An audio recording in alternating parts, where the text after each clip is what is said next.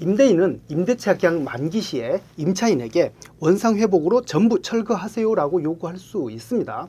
하지만 임차인은 시설에 대한 권리금 회수 협조해 주세요라고 하면서 방해하면 손해배상도 청구할 수 있습니다라고 할 수 있겠죠.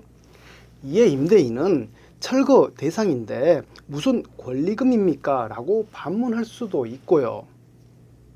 임차인은 민법상 원상회복 의무에 따라서 임대차 계약 만기 시에 본인의 시설물을 철거해야 합니다. 한편 본인의 시설물에 대해서 권리금도 인정받을 수 있습니다. 실무상으로 임차인은 시설 권리금을 회수하려고 할 때 임대인이 철거를 요구하는 경우가 있고, 또 임대인이 철거를 요구하는데 오히려 임차인이 임대인에게 시설에 대한 손해배상을 청구하는 경우가 종종 있습니다. 상가임대차 계약서 작성 시에 임차인의 원상회복 약정은 약방의 감초처럼 빠지지 않는 내용입니다. 그리고 계약서의 이 원상회복 약정에 대한 내용 한 줄은 임대차 계약 종료 시에 임차인에게 경제적으로 큰 부담으로 작용할 수도 있고, 또 필요비, 유익비 청구권 포기로 해석되면서 임차인이 투자한 돈을 회수하기 어렵게 만들 수도 있습니다. 그런데 2015년 상가건물임대차 보호법상 권리금 회수 청구권이 도입되었죠. 이와 같이 도입되면서 원상회복 의무하고 권리금 회수 청구권 사이에 미묘한 충돌이 발생하게 되었습니다.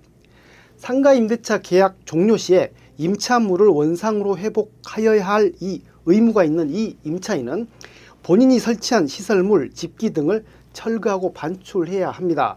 반면 임차인은 이 현행법에 따라서 권리금 회수를 방해한 임대인에게 그 시설물 등을 기초로 해서 시설 권리금에 대한 손해배상을 청구할 수 있습니다. 임차인은 임대차 계약 기간 종료 시 시설물에 대한 권리금을 회수할 때 그것을 방해한 임대인을 상대로 권리금 상당의 손해배상을 청구할 수 있죠. 하지만 임대인은 원상회복 약정에 따라서 철거 대상인 이 시설물에 대해서 그것을 철거하면 그만이지 손해배상은 무슨 손해배상이냐, 책임질 이유가 없다고 주장할 수 있을 것입니다. 우리 법원은 원상회복 약정이 임차인의 권리금 손해배상 청구권에 대해서 영향을 미칠 수 있는지, 다시 말해 임대인이 임차인의 원상회복 의무 이행을 이유로 시설 권리금에 대한 이 손해배상 책임이 없다고 주장할 수 있는지 여부에 대해서 임대차 계약상 계약 종료 시 임차인의 원상회복 의무를 정하고 있더라도 권리금 회수 방해로 인한 손해배상의 범위를 산정함에 있어서 원칙적으로 유형재산에 관한 부분을 제외할 수 없다고 봤습니다. 즉 임차인이 원상회복 의무에 따라서 철거해야 하는 이 시설물도 권리금 회수 방해로 인한 손해배상 청구할 수 있는 그 범위에 포함된다는 것이죠. 다만 이 수원지방법원 판결은 임차인이 어렵지 않게 수거할 수 있는 유형재산은 임차인이 소유자로서 그 가치를 보유하고 있기 때문에 임차인의 손해액에서 공제함이 타당하다고 판시했습니다. 따라서 임차인이 훼손 없이 수거할 수 있는 이 유형재산은 임대인에게 청구할 수 있는 손해배상액에 포함되지 않는다는 점을 참고할 필요는 있습니다.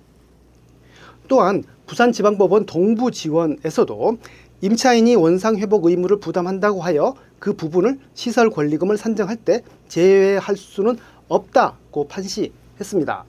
다시 정리하면 임차인은 임대차 기간 만료 시에 임차 받았을 때의 상태로 임대차 목적물을 원상으로 회복해서 임대인에게 반환해야 하죠. 임차인은 입점 시 또는 임대차 기간 도중에 이 설치한 시설물을 철거해야 합니다. 하지만 위와 같은 이 임차인의 원상회복 의무와 별개로 임차인은 민법의 특별법인 상가건물임대차 보호법에 따라서 이 권리금 회수 보호되죠. 따라서 철거 대상인 시설물의 권리금 회수 가능합니다. 그리고 한편으로 그것을 방해한 임대인에게 손해배상도 청구할 수 있습니다.